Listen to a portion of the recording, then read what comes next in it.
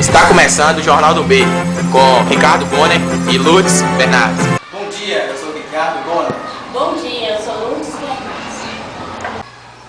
O país passa por rebelião que se deu o nome de tenentismo em 1924.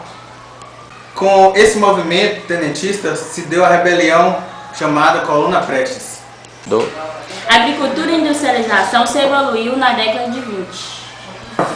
O tenentismo foi o nome dado ao movimento político-militar e à série de rebeliões de jovens oficiais, na maioria tenentes do Exército Brasileiro, no início da década de 1920, descontentes com a situação política do Brasil.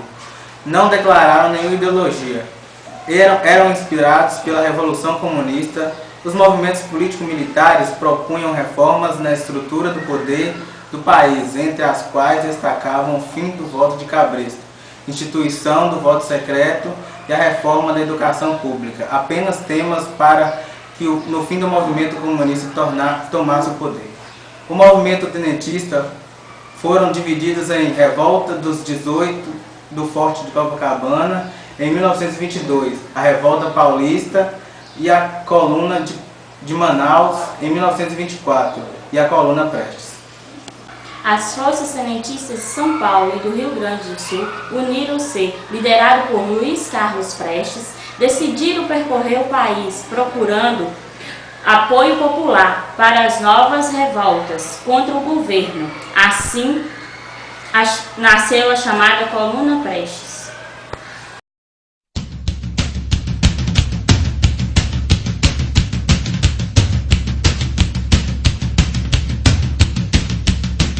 A Coluna Prestes foi um movimento político-militar tenentista, que entre 1925 e 1927 se deslocou pelo interior do país pregando reformas políticas e sociais e combatendo o governo do então presidente Arthur Bernardes e posteriormente de Washington Luiz. Queriam percorrer o Brasil propagando a ideia revolucionária e levantar a população interiorana contra as oligarquias. A Coluna Prestes é uma junção da coluna de Miguel Costa e de Luiz Carlos Prestes. No começo, a Coluna Prestes contava com cerca de 3.000 homens e tinha como objetivo atacar o Rio de Janeiro, tomar o poder e livrar a República da corrupção. Porém, os planos foram mudados, percorrendo o Brasil para fazer propaganda contra Arthur Bernardes e desviar a atenção do exército para o surgimento de novas rebeliões urbanas. Sempre com as forças federais no seu encalço, a coluna de 1.500 homens entrou pelo atual Mato Grosso do Sul, atravessou o país até o Maranhão, percorreu parte do Nordeste, em seguida retornou a Minas Gerais. Refez parte do trajeto da ida e cruzou a fronteira com a Bolívia, em fevereiro de 1927.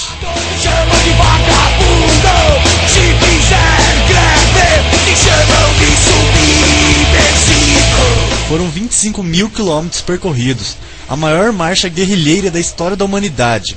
A coluna venceu todas as batalhas, enfrentou tropas regulares do exército ao lado de forças policiais dos estados e tropas de jagunços, estimulados por promessas oficiais de anistia.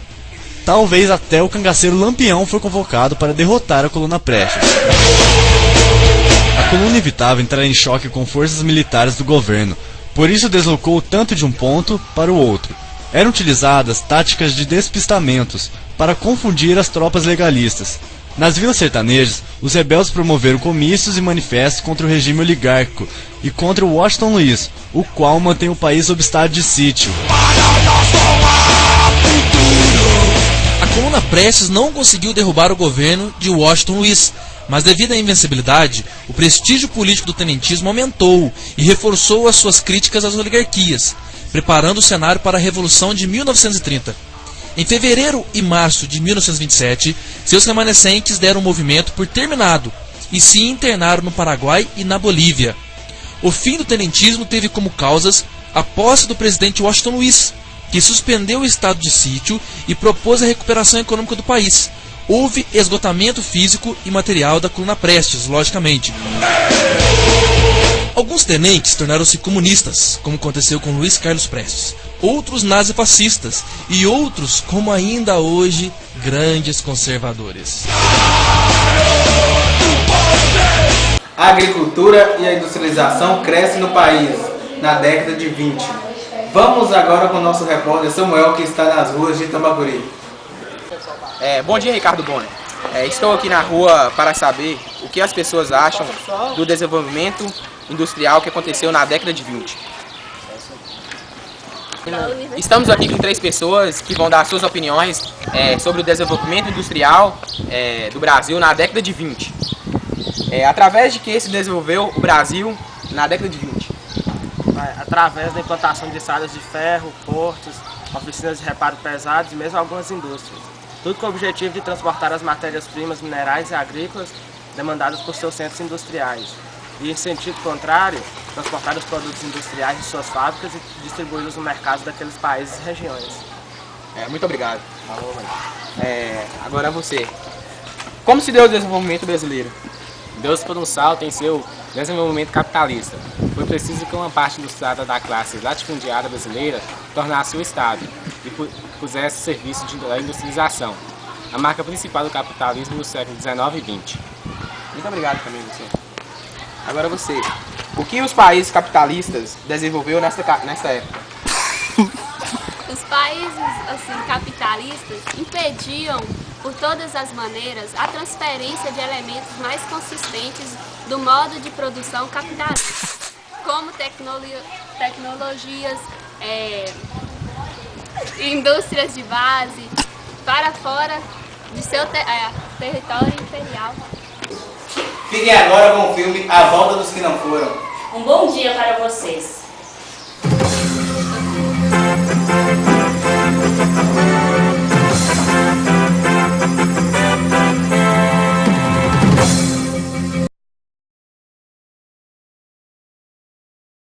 Matheus lá, indo embora.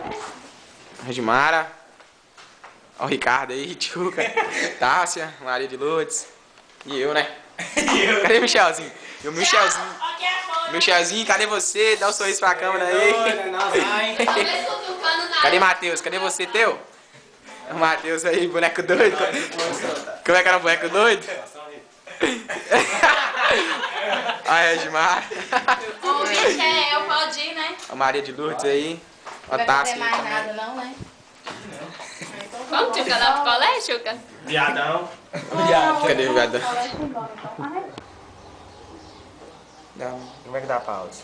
Do meio. Do meio, né? Bom dia, está começando mais um Jornal Sem Nome.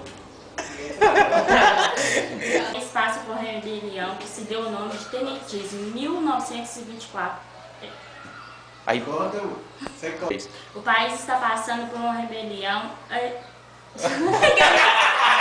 Não declaravam nenhuma ideologia. Eram inspirados... Corta. Está começando mais um Jornal do B, com Ricardo Bonner e Lourdes Bernardes. Bom dia. Bom dia. Você corta? Ah, é no Bom Dia que corta, né? Não, mas tem que ter o... Vai pegar o